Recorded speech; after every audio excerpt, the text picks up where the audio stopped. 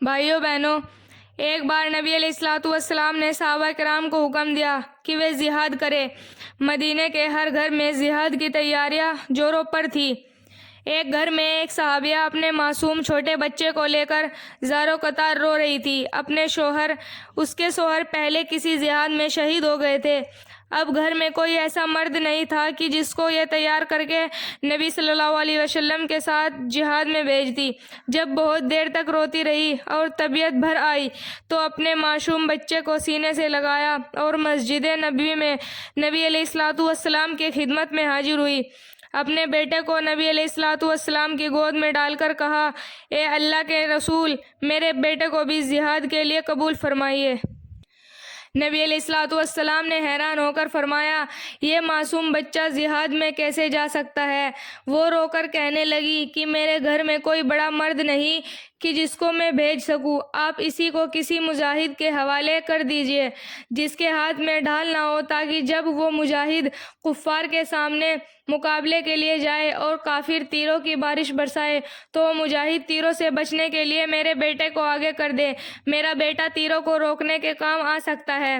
سبحان اللہ! تاریخ انسانیت ایسی مثال پیش نہیں کر سکتی کہ عورت اور ماں جیسی شفیق ہستی فرمان نبی کو سن کر اس پر عمل کرنے کے لیے اتنی بے قرار ہوئی کہ معصوم بچے کو شہادت کے لیے پیش کر دیتی ہے۔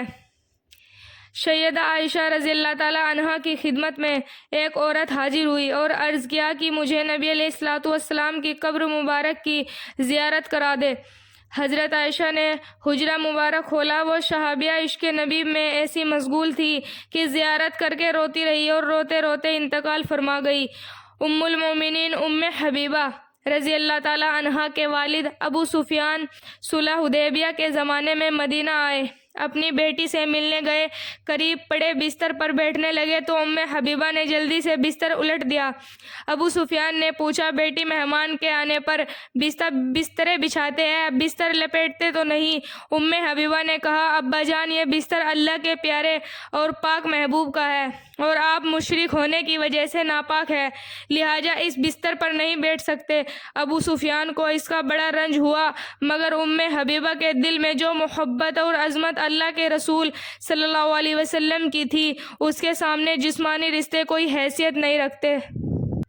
قربان جائے ان کے پیارے عمل پر کی فیصلہ کر لیا کہ باپ چھوٹتا ہے تو چھوٹ جائے مگر محبوب کا دامن ہاتھ سے نہ چھوٹنا پائے۔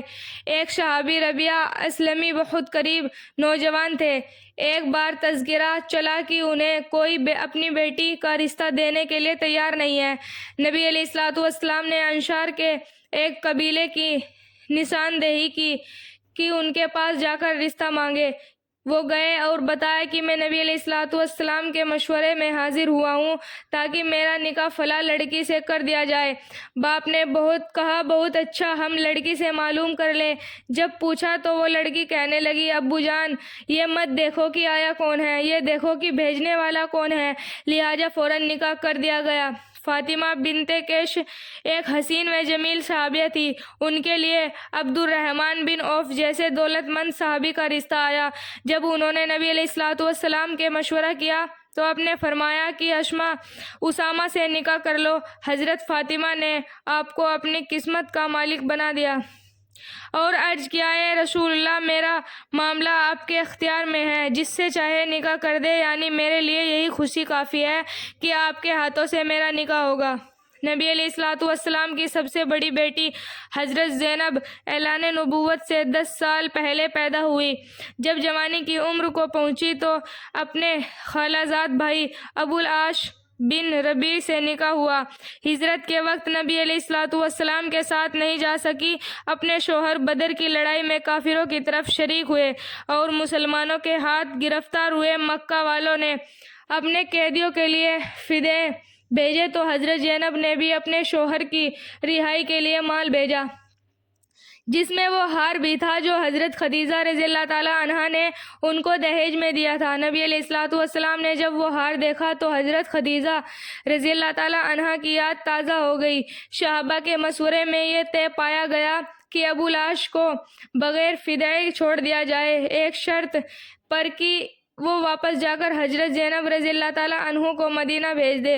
نبی علیہ الصلوۃ والسلام نے 2 آدمی حضرت زینب کو لینے کے لیے ساتھ کر دیے تاکہ وہ مکہ سے باہر ٹھہر جائے اور ابو لہب حضرت زینب کو ان کے پاس پہنچا دے۔ حضرت زینب اپنے دیور کنانہ کے ساتھ بیٹھ کر روانہ ہوئی تو کفار آگ بگولا ہو گئے، چنانچہ انہوں نے حضرت زینب علیہ السلام عنہا کو بھالا مارا جس سے وہ زخمی ہو کر گری، کیونکہ حمل میں تھی، وہ اس وجہ سے حمل بھی ضائع ہو گیا۔ کنانہ نے نیزوں سے مقابلہ کیا۔